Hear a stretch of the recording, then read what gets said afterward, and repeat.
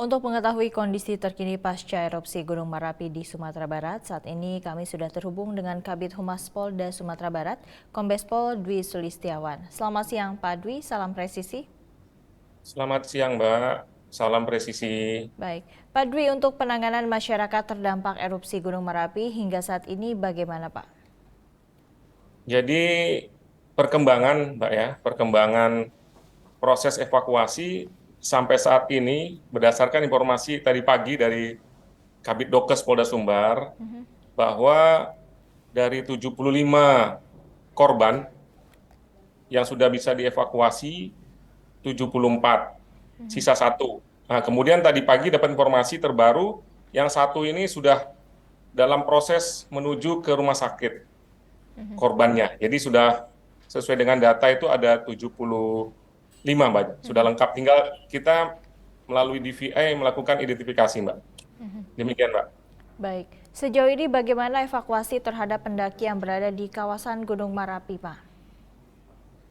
Nah, jadi untuk pendaki perkembangan situasinya ya selama ada kegiatan ini tentu kita sesuai perintah Bapak Kapolda, walaupun nanti jumlahnya sudah klop, sudah lengkap sesuai dengan data yang kita miliki bahwa pendakinya 75 orang, kemudian kebetulan saat ini juga sudah lengkap 75 orang, namun perintah Bapak Kapolda kemarin yang langsung di TKP itu memerintahkan walaupun sudah lengkap untuk tim evakuasi di hari ini tetap melaksanakan penyisiran. Ya, Baik. karena data yang kita dapat sebanyak 75 itu dari pengunjung atau pendaki melalui yang terdaftar di online. Mereka yang masuk melalui media online, daftar secara aplikasi, Mbak. Nah, dikhawatirkan masih banyak pendaki-pendaki lain yang tidak mendaftar melalui aplikasi. Sehingga sesuai dengan informasi semalam, kebetulan kami di rumah sakit bersama Bapak Kapolda dan menyerahkan beberapa jenazah kepada keluarga korban. Itu dari 23 yang informasinya masih tersisa, yang pada saat itu dinyatakan meninggal, itu ternyata di rumah sakit itu masih ada 30 keluarga yang masih kehilangan sanak saudaranya. Ya, jadi dari laporan atau pengaduan masyarakat ini tentunya berarti masih ada 7 lagi korban yang harus dicari berdasarkan laporan daripada keluarga yang berada di rumah sakit semalam. Ya. Padahal di data kita hanya 23 dari jumlah 75 pendaki gunung yang terdaftar melalui aplikasi. Makanya perintah Bapak Kapolda tetap hari ini untuk tim evakuasi melakukan penyisiran. Karena dimungkinkan masih ada korban-korban lain yang belum dapat dievakuasi. Demikian, Pak. Baik, Pak Dwi, tadi Anda mengatakan informasi terbaru pagi ini tim evakuasi menemukan 1 orang korban. Lalu saat ini kondisinya seperti apa Pak? Ya, kebetulan tadi pada saat saya komunikasi dengan Kabidokes, itu sedang perjalanan. Perjalanan menuju ke rumah sakit, gitu, Mbak. Baik, sejauh ini apakah ada kendala yang dihadapi pada proses evakuasi tersebut Pak? Jadi untuk kendala, sebenarnya tidak berarti kendala itu, gitu ya. Karena memang situasi, kondisi di Puncak Merapi itu memang sehari-harinya itu memang sering dikunjungi masyarakat.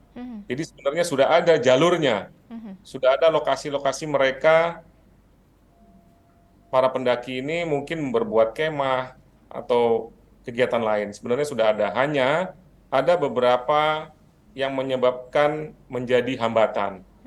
Yang pertama, cuaca. Kebetulan saat ini sedang memasuki cuaca musim hujan, sehingga hujan itu akan menyebabkan jalan licin. Karena kurang lebih dari pos yang kedua itu kita berjalan menuju ke puncak itu kurang lebih itu sampai 5 jam berjalan kaki. Nah, sehingga kalau hujan tentu itu menjadi hambatan. Yang kedua juga apabila ada kabut.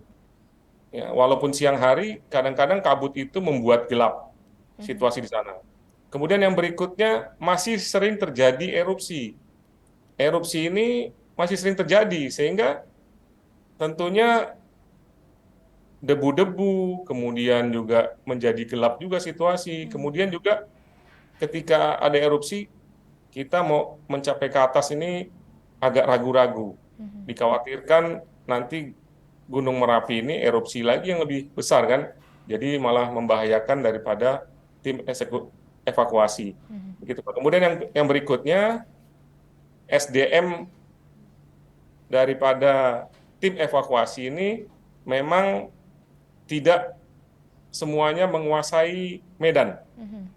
Ya, jadi pada saat kegiatan evakuasi hari ketiga itu kita menggunakan masyarakat yang memang sering atau mengetahui situasi kondisi yang ada di puncak Merapi, Mbak.